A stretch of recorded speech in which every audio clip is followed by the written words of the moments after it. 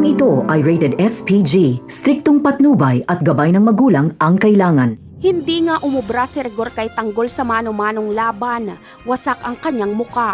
Tatapusin na sana siya ni Tanggol pero dumating si Marites at pinigilan siya.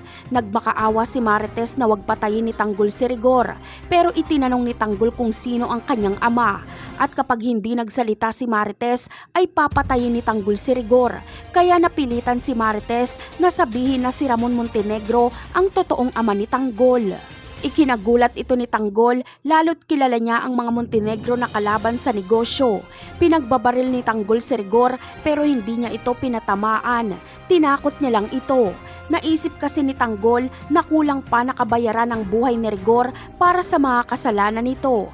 Kaya sinadyang buhayin ni Tanggol si Rigor pero gagawin niyang miserable ang buhay nito. Sa pangyayaring ito ay magkakaroon ng trauma si Rigor. Magkakaroon siya ng matinding takot kay Tanggol. Konting kaluskus lang sa kanilang bahay ay matataranta agad siya. Iniisip niyang nandiyan na naman si Tanggol. Hindi rin siya makakatulog. Habang si David naman ay malapit na ring magantihan ni Tanggol.